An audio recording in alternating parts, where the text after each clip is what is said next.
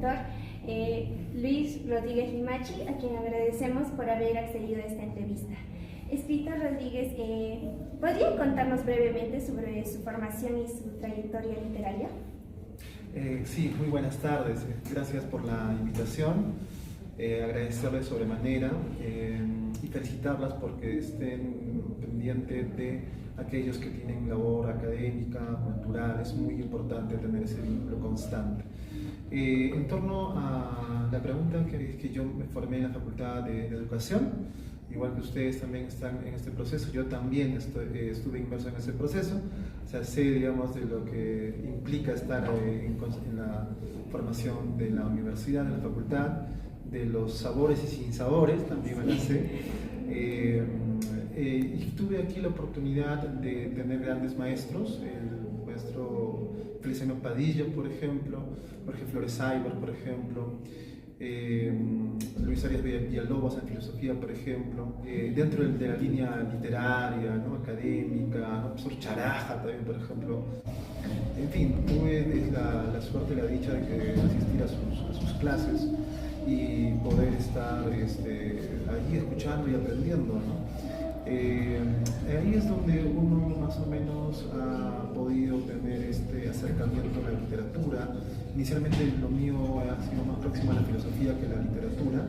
En lo posterior me acerqué, tuve esa proximidad con la literatura debido a la suerte, esa es la palabra que voy a decir, la suerte que tuve de reencontrarme con amigos. Con ellos ya compartíamos la preocupación por la lectura. Si bien no compartíamos todavía aficiones por algún autor o alguna corriente, etc., las preocupaciones no eran tan próximas, pero ya había este elemento de la lectura, ¿no? Nos gustaba leer. Con el transcurso de los años ya me fui aproximando más a la literatura y pude ya hacer algunos ensayos de escritura. Teníamos aquí nuestro boletín, se llama Escribidores, un grupo de amigos aquí. De allí, ¿no?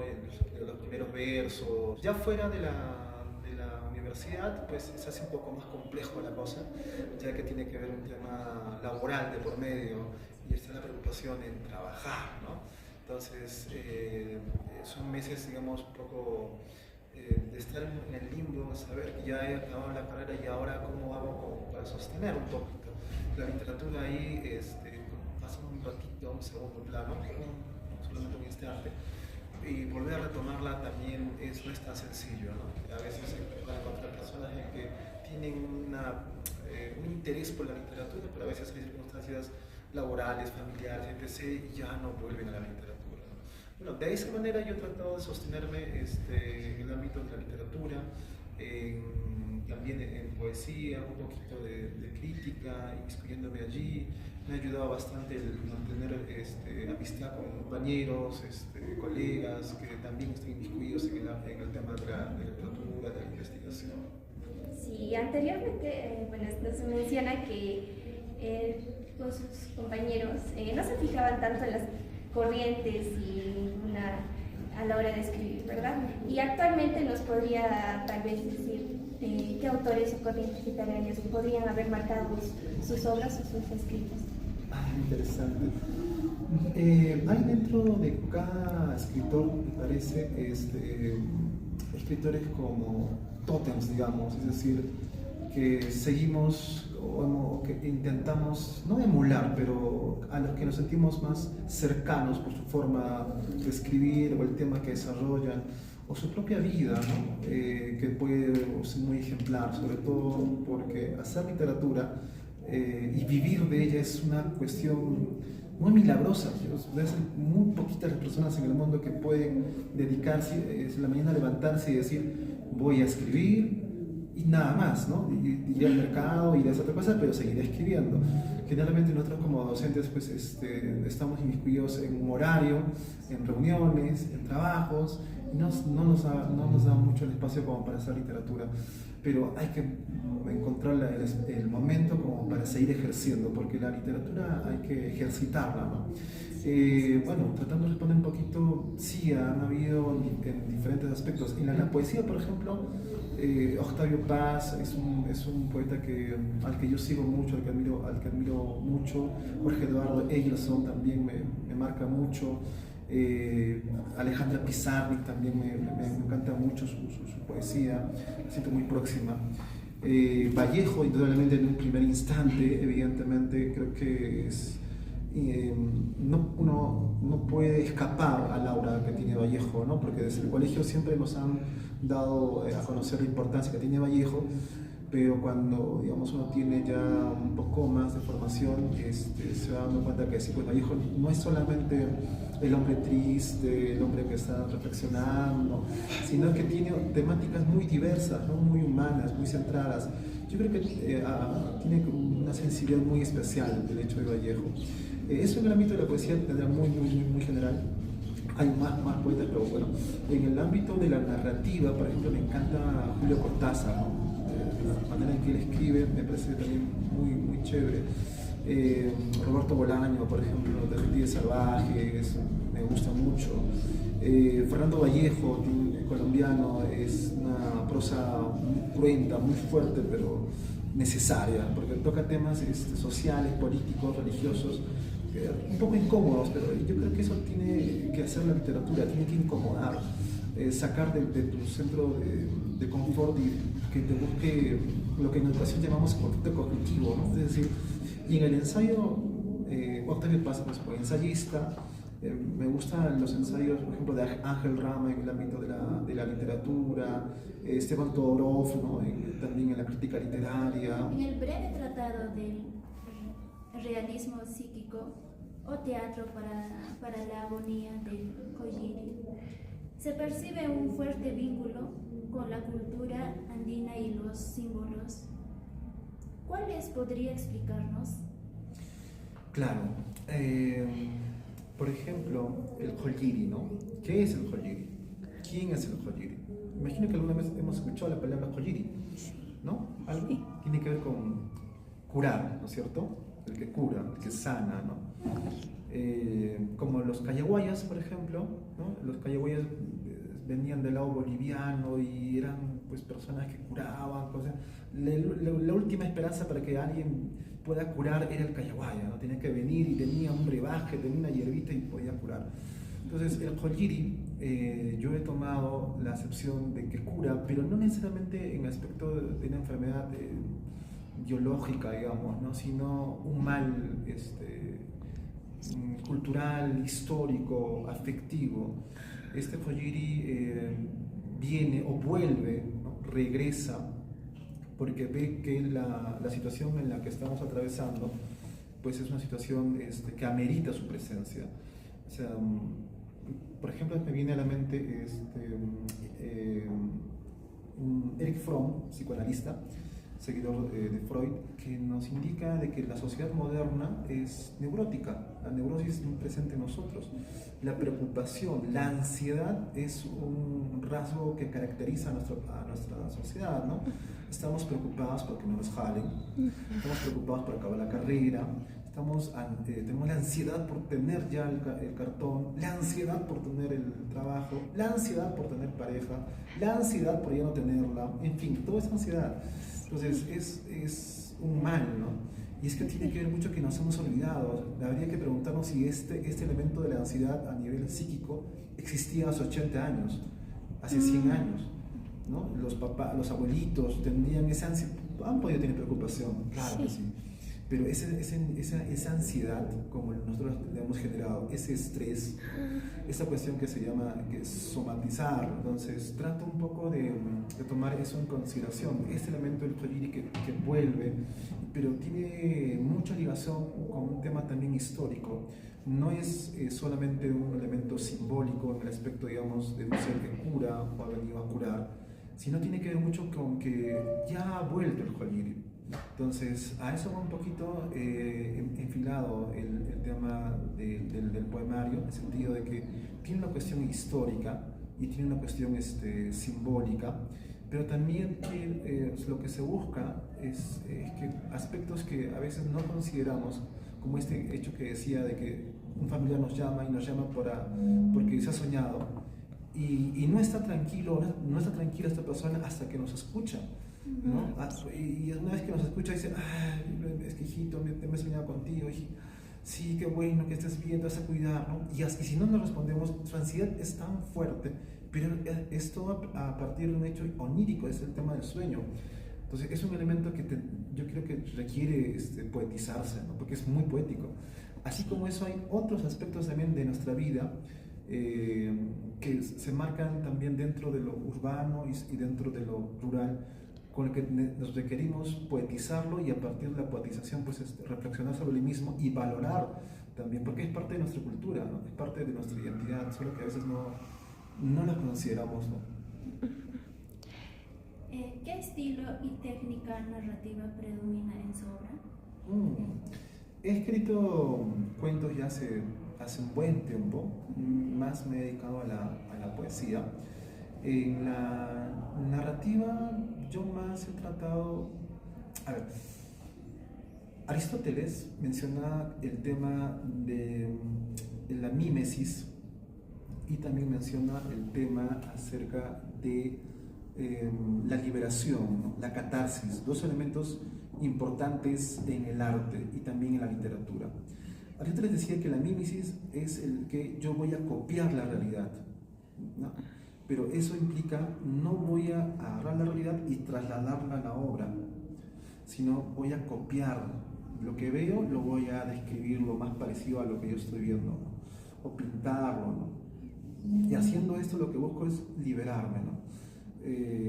Y la escritura, yo creo que más que la lectura, la escritura, o sea, cuando nosotros vamos a escribir, llega un tiempo, un momento, un instante en el que yo estoy escribiendo, y estoy sobre el mes pasado, aunque sea un textito chiquito en WhatsApp, ¿no? Me ha pasado esto, necesitaba contarlo a alguien, ¿no? Necesitaba decirlo, ¿no?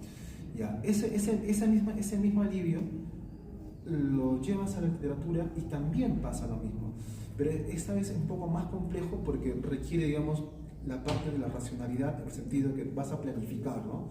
¿Qué voy a escribir? ¿Qué género voy a escribir? ¿Cómo quiero que sea su final? Más teniendo ya algunas ideas. Cortázar, por ejemplo, decía de que él tenía los personajes, pero no tenía la historia. Entonces, él le bastaba que venga el personaje y ya se imaginaba el nombre, cómo iba vestido, cómo iba, y conforme él iba imaginando y escribiendo, la historia sola se iba dando. Es una cuestión muy mágica, ¿no? No a todos nos funciona, ¿no? Pero a él sí, ¿no? Entonces, cuando yo he hecho narrativa, trato de que el texto pueda justamente llevar a ese nivel de catarsis, una cuestión de liberación, ya no solamente a mí como escritor, sino también al lector, ¿no? Es decir, que genere un momento que nos remueva un poco todo lo que yo estaba pensando, que iba a acabar así. A veces nos ocurre de que no me gusta el final, ¿no? Y me molesto, ¿cómo va a cerrar así? Y creo que me parece un buen ejercicio porque ha hecho que tú te indignes con algo que no es real. Eso me parece también interesante, es el hecho de que remuevas y no te quedes, digamos, neutral ante la lectura, ¿no? Las mejores lecturas son esas, son los textos incómodos a los que nosotros debemos apelar siempre, ¿no? Más allá de que nos gusta un autor, una autora, de cómo habla sobre tal tema, genial, veamos también otros, ¿no? Y lo mismo pasa que yo creo con la escritura. Vamos a tener siempre autores que nos gusta cómo escriben y tratamos de emularlos un poquito, ¿no? Pero también como ejercicio me parece muy importante el hecho de que vayamos a la antípoda, es decir, a lo opuesto, ¿no? Pero eso justamente al momento de escribir yo busco también explorar, porque la escritura también es una exploración, no quedarme, digamos, con un solo estilo, una sola forma. Continuando, ¿considera que la literatura pundeña tiene características distintas frente al resto del país? Ok, gracias por la pregunta. Es una pregunta que ha tenido diferentes respuestas. Es muy compleja la pregunta. Yo podría hacerlo mucho más compleja todavía. ¿Existe una narrativa peruana? ¿O qué convierte una novela o un cuento o un poema en peruano? Por ejemplo, Mariátegui, cuando habla sobre nuestra escritura, eso lo hace en el 9º ensayo de 7 ensayos, que nuestra escritura es, uno, tiene mucho que ver con el idioma. El idioma ha sido el castellano, ¿no? Entonces, ¿cómo podríamos hablar de una literatura nacional si nuestro idioma es otro lado, ¿no? Tendríamos que hablar de una literatura peruana o andina, si se quiere, cuando se hable y se escriba en quechua o en aymara, ¿no? Eso plantea un poco Mariátegui, ¿no? Entonces, esa va a ser siempre una polémica constante y sana y necesaria, porque eso nos lleva a cuestionarnos qué elementos identitarios nosotros reconocemos en lo cultural a nivel general y en la literatura, ¿no? Y si todavía, para empezar un poco más, si corresponde a la literatura que tenga un origen. Es decir, más allá de que yo escriba en puno y lo publique en puno, ya eso quiere decir que mi literatura es puneña por el hecho de que yo la he escrito acá.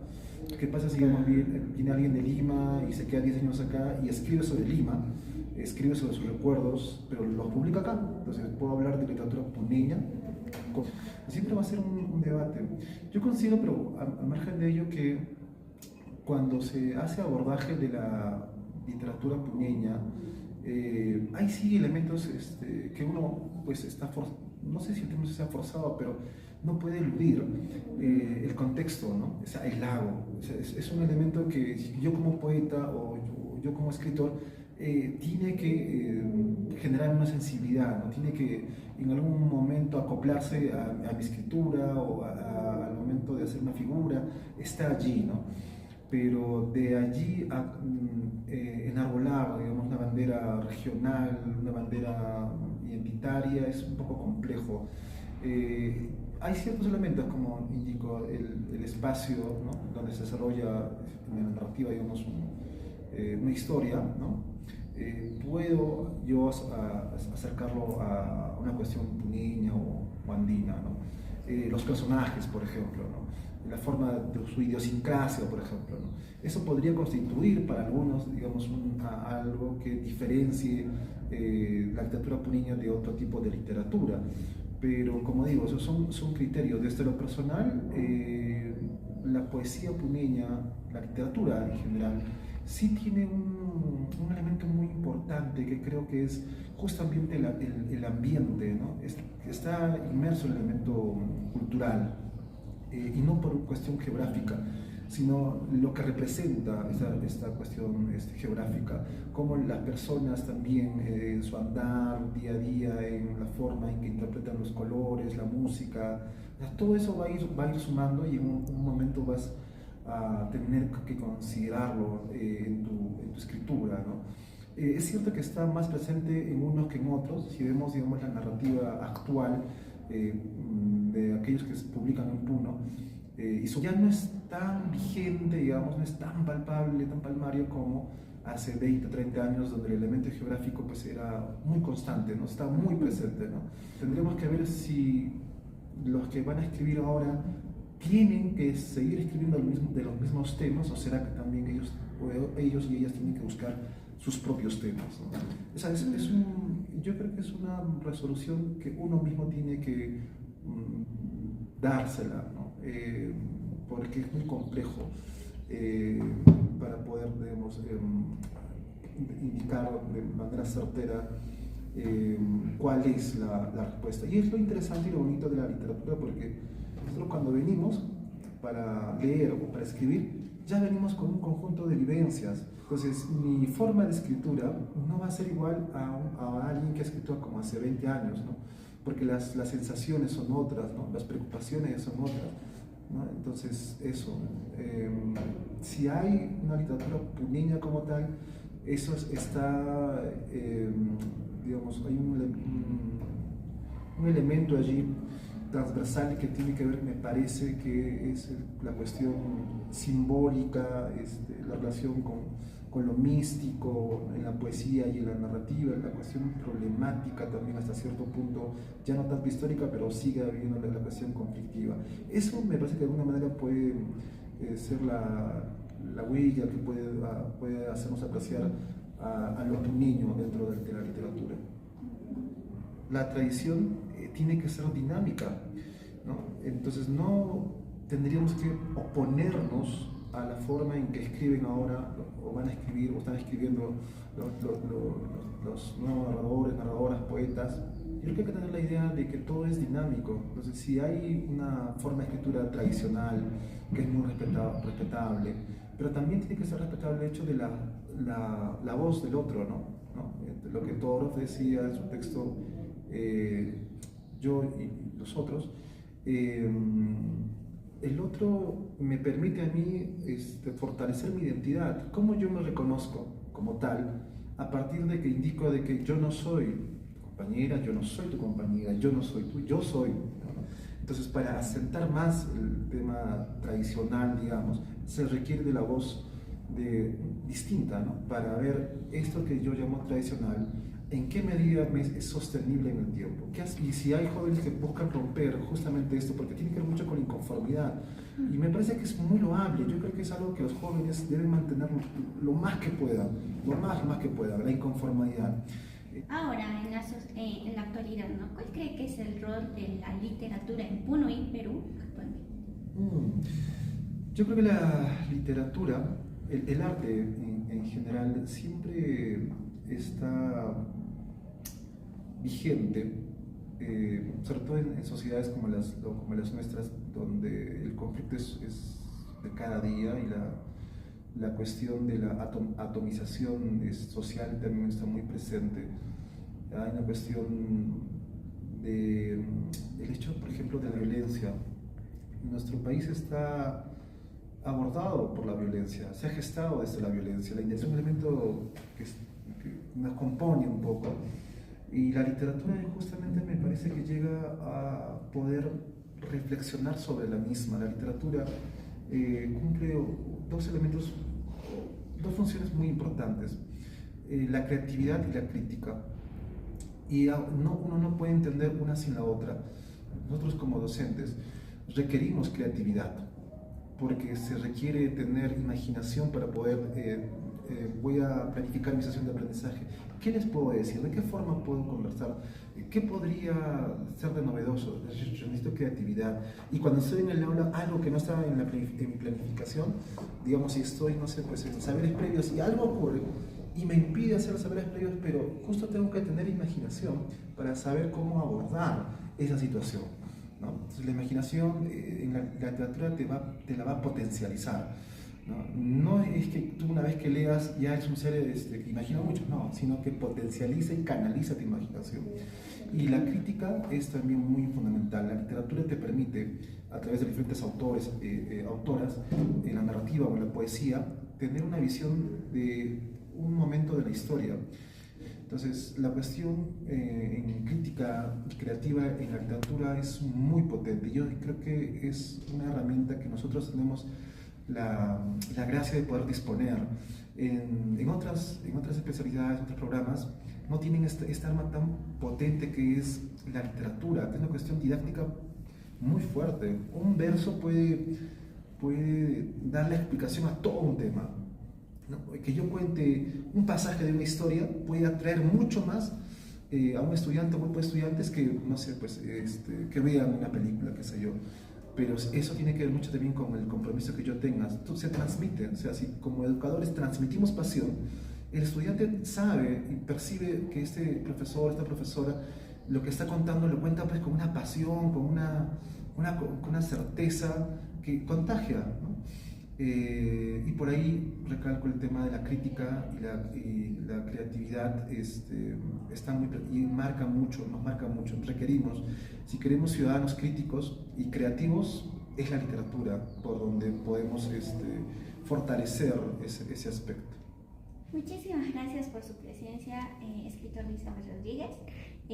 Estamos muy, muy agradecidos por contarnos sus experiencias, por contarnos los estilos que usted utiliza y cómo ve o visualiza, ¿no?, el futuro de la literatura en nuestra ciudad. Su obra y su crítica a la literatura en nuestra región representan para nosotros un gran aporte, ¿no?, ya que como nosotros estudiamos educación, y pues a muchos de nosotros nos apasiona la literatura, ¿no? Entonces, ¿quisiera usted dar algún consejo o desea compartir algún mensaje para esos jóvenes que están interesados por la escritura y la crítica literaria? Ok. Más que un consejo, tal vez darles un parecer, más que un consejo. La literatura requiere no solamente pasión, la literatura requiere constancia. Eso implica de que si yo tengo espacios ya ocupados por el tema laboral, el tema afectivo, familiar, etc., debo yo de considerar en qué momento voy a escribir o en qué momento voy a leer, encontrar el espacio, el momento y ser respetuoso de ese espacio. Si realmente nos importa, realmente nos interesa, vamos a encontrar el espacio y el momento para aproximarnos a la literatura, tanto como lectores como también como escritores. Ese es un aspecto a considerar, el hecho de ser respetuosos y ser muy auténticos con nosotros, evaluar si realmente nos gusta la literatura hasta la dimensión en que yo pueda respetarla. Y eso implica darles un horario, darle constancia, y también implica leer. El buen lector es el que relee, no es el que lee. Ahora, en el aspecto de la crítica, como había indicado, como docentes necesitamos ejercer la crítica. ¿Cómo hacemos un plan lector si es que antes no he evaluado las obras que yo estoy proponiendo? ¿Cómo yo podría reclamarle, pedirle, solicitarle al estudiante que haga una valoración de tal obra si yo no la he hecho? No, sería un poco incongruente. Entonces requerimos ejercer nuestra crítica. Necesitamos un poquito de metodología. Entonces, y estamos ahí en un momento en que estamos a un clic de biblioteca, de libros. Puedo descargarme algo, un manual que me ayude a mí a tener muy presente alguna metodología y con la cual yo me sienta más cómodo, pueda hacer un análisis, y eso requiere crítica. Entonces estamos invitados a ser críticos, necesitamos la crítica, es sumamente necesaria la crítica, porque si está el tema de la creación y vamos a ver poetas y narradores y no encontramos a alguien que se aventure un poco, porque como indicaba al inicio, hacer una crítica a veces no cae muy bien, y otros confunden la crítica a decir todo en tu obra estaba bien, me parece muy perfecta, saludo tu obra y acabó. La crítica es un balance y no puede haber una obra terminada, porque nosotros mismos cuando escribimos algo, cuando hacemos una sesión de aprendizaje, en un instante decimos, pude hacerlo mejor, esto me pareció que... y no se ha terminado. Entonces cuando escribimos igual, no se ha terminado, entonces esperamos de la crítica de que sea lo más objetiva posible, ¿no? Entonces requerimos de la crítica y requerimos de literatos, es que requerimos humanidad más que nunca. Muchísimas gracias.